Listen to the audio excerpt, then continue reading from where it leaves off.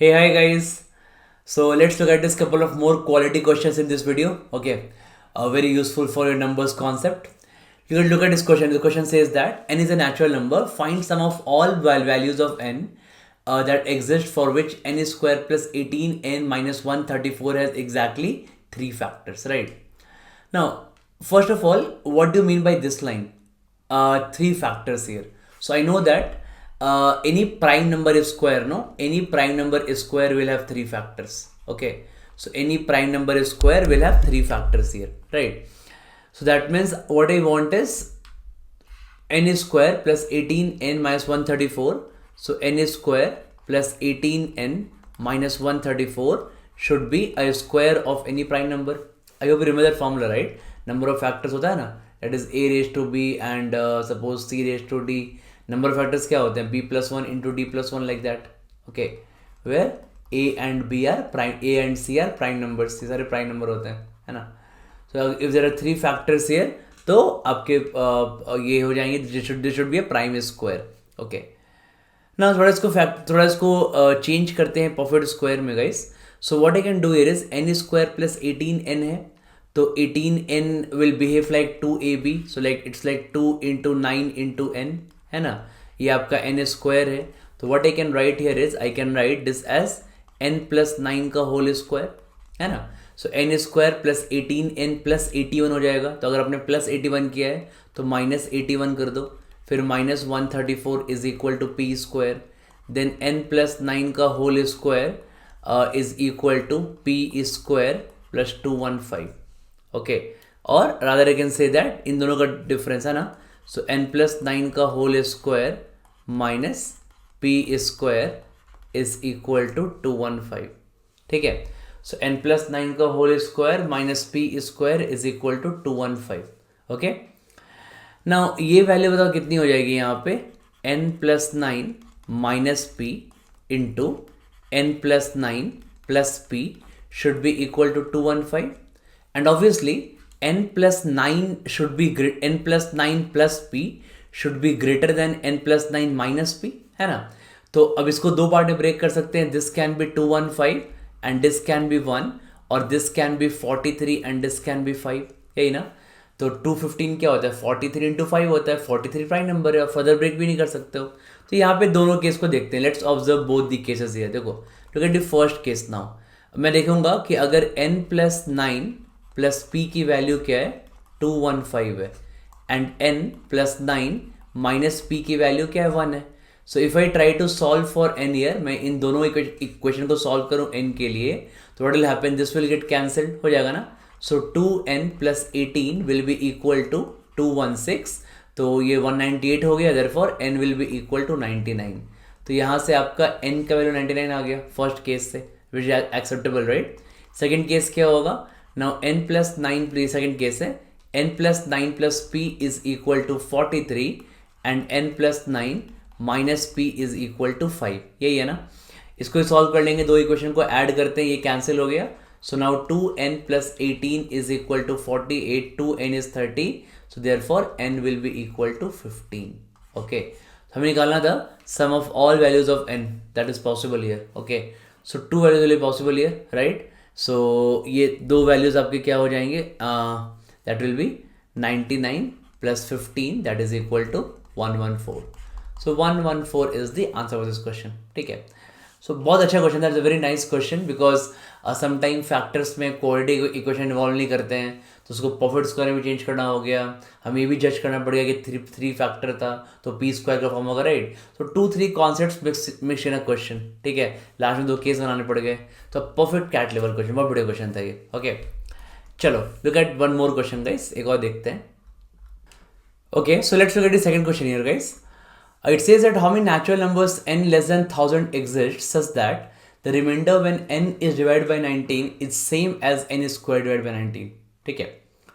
और देखो सोचते हैं इस क्वेश्चन में. देखो तो क्या है ना कि remainder when n is divide by 19, right? मतलब क्या कर रहे हो आप यहाँ पे n को डिवाइड कर रहे हो 19 से. हाँ, वो रिमाइंडर जो भी आपका रिमाइंडर आएगा, मान लो ये रिमाइंडर आपका x है ना? तो ये बोल रहे हैं कि अगर आप n स्क्वायर को भी 19 से डिवाइड करोगे तो भी आपका रिमाइंडर क्या आएगा? x ही आएगा. Again it will be what? x only. ठीक है. तो बेसिकली ना इससे हमें क्या समझ में आ रहा है, देखो यहाँ पे अगर आप किसी नंबर को 19 से डिवाइड करते हो तो नंबर क्या हो सकता है, नंबर कैन बी 19k का फॉर्म, और 19k+1 का फॉर्म, और 19k+2 का फॉर्म, और 19k+3 का फॉर्म, राइट। एंड चलता जाएगा टिल 19k+18, है ना। तो हमने किसी नंबर को 19 से डिवाइड किया तो नंबर इतने फॉर्म का आ सकता है, हाँ ऑब्वियसली, क्योंकि नेक्स्ट नंबर वापस 19k+19 हो जाएगा which is same as 19k, हाँ that is multiple of 19, right.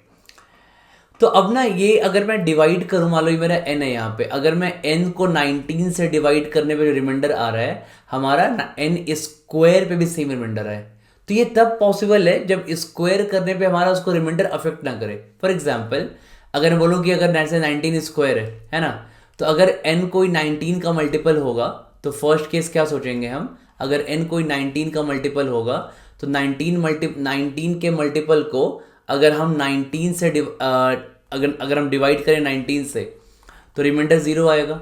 ये मान लो मेरा n है, अगर this is my n year, right. और अगर मैं 19k का स्क्वायर कर दूं और उसको मैं डिवाइड करूं 19 से तभी रिमाइंडर 0 ही आएगा। That means 19k could be that number, हो सकता है। अच्छा, now look at the second case, one more case देखते हैं यहाँ पे। अब now look at the second case here. तो यहाँ पे सेकंड केस में ये बोल सकता हूँ कि भाई तुम्हारा मान लो अगर 19k+1 है तो 19k+1 को अगर मैं 19 से डिवाइड करूं तो here the remainder will be 0 +1 this will be 1, है ना। या 19k+1 के होल स्क्वायर को अगर मैं 19 से डिवाइड करूं तो क्या चल रहा है बताओ। सो 19k+1 का होल स्क्वायर क्या हो जाएगा, 19k का square plus something 2 × 1 × 19 and plus again क्या आ जाएगा, 1 आ जाएगा डिवाइड बाई 19। तो बिकॉज इन 90 का मल्टीपल है रिमाइंडर 0, यहाँ भी 19 है तो रिमाइंडर 0 हो गया, बचा सिर्फ 1 ही बचा। तो 19k+1 19k के केस में भी क्या हो रहा है, 1 सेम रिमाइंडर आ रहा है 0 एंड 0। 19k+1 के केस में भी सेम रिमाइंडर आ रहा है 1 एंड 1, राइट। अच्छा, अब थोड़ा सोचना है यहाँ पे, will it happen at 19k+2 also, third case लेते हैं। अगर 19k+2 लेते हैं n को तो 19k+19 का रिमाइंडर क्या होगा, दैट रिमाइंडर वुड बी 2। अगर हम 19k+2 का होल स्क्वायर कर दें, अब इस केस में क्या होगा, तो नाउ देखोगे अब रिमाइंडर चेंज हो जाएगा। क्यों, क्योंकि अब ना ये तो देखो ये पार्ट तो सेम रहेगा, 19k का होल स्क्वायर प्लस 2 × 19k, है ना। यहाँ भी कर लेना, दिस 19k है, okay. So 2 × 19k divided by into 2, हाँ ऑब्वियसली 2ab, हाँ। एंड हम इस पूरे को डिवाइड कर रहे हैं 19 से, तो ये पार्ट का तो रिमाइंडर 0 हो गया, ये भी 0 हो गया, बट ये तुम्हारा कितना आ गया, 4 आ गया। So now remainder is 4। तो अब यहाँ पे 2 है, यहाँ पे 4 है, इस केस में सेम नहीं रहा ना, इस केस में सेम रहा और इस केस में सेम रहा। सिमिलरली आप सोचोगे 3 पे यही होगा, अगर डिवाइड करोगे 3 से तो 3 का रिमाइंडर 3 आएगा और 3 का स्क्वायर कर जाएगा 9 हो जाएगा, तो अगर अलग अलग रिमाइंडर हो जाएगा, है ना। तो हर केस में क्या होगा, आपका स्क्वायर जब भी एक किसी नंबर को स्क्वायर डिवाइड करोगे, किसी नंबर के स्क्वायर को डिवाइड करोगे 19 से और उस नंबर को भी, तो हमेशा हमेशा तुम्हारा क्या आएगा, अलग अलग आंसर आएगा, है ना, रिमाइंडर सेम नहीं आ सकता, right.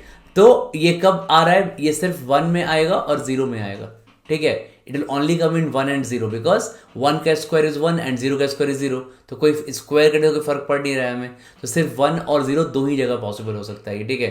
And it is not possible anywhere else, right. समझ जाओ ना, आप कुछ भी करो, इवन इफ यू टेक बोलोगे सर एक केस ले लो, आप 19k+4 दिखा दो, मैं दिखा देता हूँ। मान लो 19k+3 लेते हैं या 4 कुछ भी ले लो, डिवाइड करेंगे 19 से, रिमाइंडर इज 19। अगर n मेरा क्या है 19k+3 है तो this remainder will become 3, right. तो यहाँ पे आपका रिमाइंडर क्या आ जाएगा, 3 आ जाएगा। अब मैं 19k+3 का होल स्क्वायर कर देता हूँ, हाँ n दैट इज हमने क्या किया, हमने यहाँ पे n का स्क्वायर कर लिया, ठीक है।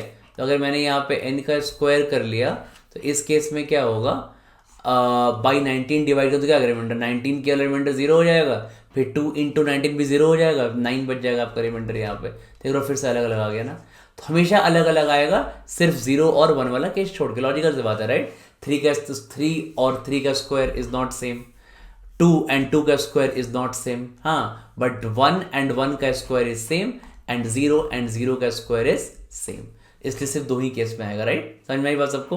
तो हम यहाँ पे बेसिकली हम यहाँ पे क्या बोल सकते हैं, सो आई कैन से दैट कि ये कब ट्रू है, it is true only when, यहाँ लिख लेता हूँ, ठीक है, it is true only when जब आपका नंबर 19k के फॉर्म का है और 19k+1 के फॉर्म का है। तो जब n आपका इन दो नंबर्स के फॉर्म का होगा तभी ये आपका ट्रू है। क्या ट्रू है दिस क्वेश्चन? क्या क्वेश्चन था ये? How many natural numbers n less than 1000 exist such that the remainder when n is divided by 19 is same as when n square is divided by 19। ठीक है, तो ये आपका n क्या होना चाहिए? n या तो 19k का फॉर्म होना चाहिए या 19k+1 का फॉर्म होना चाहिए, है ना, या 19k+1 का फॉर्म होना चाहिए, राइट। अब देख लो आप यहाँ पे अब कितने नंबर हैं, तो आपको पता है कि n लेस देन 1000 है। हाँ, इक्वल टू भी है क्या? या no no not equal to, less than 1000 है। अच्छा, इक्वल टू से फर्क क्या पड़ता? नहीं से 1000 तो आ नहीं रहा है ना। ठीक है, सो n is what? n is less than 1000। अगर मेरा यहाँ पे n लेस देन 1000 है तो 19 के कितने मल्टीपल होंगे यहाँ पे? तो फर्स्ट केस 19 के कितने फॉर्म हो गए? 19 इंटू 1, 19 इंटू 2, कहाँ तक जाएगा यार ये? This will go till I think 19 into 50 is 950 and should be 19 into 52 तक जाएगा। ठीक है, दैट इज इक्वल टू आपका ये आ जाएगा 988 आ जाएगा। ठीक है, this is 988, that is the last one because इसके बाद अभी ये 1000 क्रॉस कर जाएगा, है ना। 19 से लेके 988 तक कितने टर्म्स हो गए यहाँ पे? तो टर्म्स हो गए आपके 1, 2 से लेके 52, तो 52 टर्म्स हो गए यहाँ पे। ठीक है, and second possibility is 19k+1। तो 19k+1 के कितने फॉर्म हो गए यहाँ पे? तो स्टार्ट करोगे आप यहाँ पे, बिकॉज देखो यहाँ पे n नेचुरल नंबर है तो हम यहाँ पे 1 से स्टार्ट कर सकते हैं ना। तो k को 0 पे n इक्वल टू 1 आ गया, k इक्वल टू 1 पे n इक्वल टू 20 आ गया, है ना, k इक्वल टू 2 पे 39 आ गया, चलता जाएगा ये तो। ठीक है, and again this will go till 19। ये आपका देखो टर्म्स क्या है यहाँ पे, ये आपका हो गया 19k+1 at k equal to 0, at k equal to 1, at k equal to 2. Similarly, once you put k equal to 52, I'll be getting 19 into 52 plus 1, that is equal to 989. तो ये तुम्हारा 989 लास्ट है। अब तो 1000 क्रॉस कर जाएगा ना, तो 0 से लेके 52 कितने टर्म्स हुए तुम्हारे? 53 टर्म्स हुए। तो 52 plus 53 answer is 105। So 105 is the answer for this beautiful question। ठीक है, तो बहुत अच्छा कॉन्सेप्ट था यार, it was a very good question. ठीक है, ज़रूर क्वेश्चन सॉल्व करना ये वाला वापस से, ओके। और ऐसे ही बहुत अच्छे क्वेश्चंस का कलेक्शन हमारे पास है हमारे मॉक टेस्ट में, दैट इज AIMT। तो AIMT में we have got lot of high quality questions का कलेक्शन। 7 AIMT ऑलरेडी हो चुके हैं जिसका लिंक मैंने यहाँ पे तुमको डिस्क्रिप्शन में पिन कर दिया है। तो सारे क्वेश्चंस को एक बार जरूर रिवाइज कर लेना, सारे मॉक टेस्ट के क्वेश्चंस को एंड सारे LRDA के सेट्स को भी और VRC के क्वेश्चंस को भी। ठीक है, because the more you revise in this last 1 month, ठीक है, उतना ही हाई आपका रिटेंशन पावर रहेगा एग्जाम में। ठीक है, चलो ऑल द बेस्ट।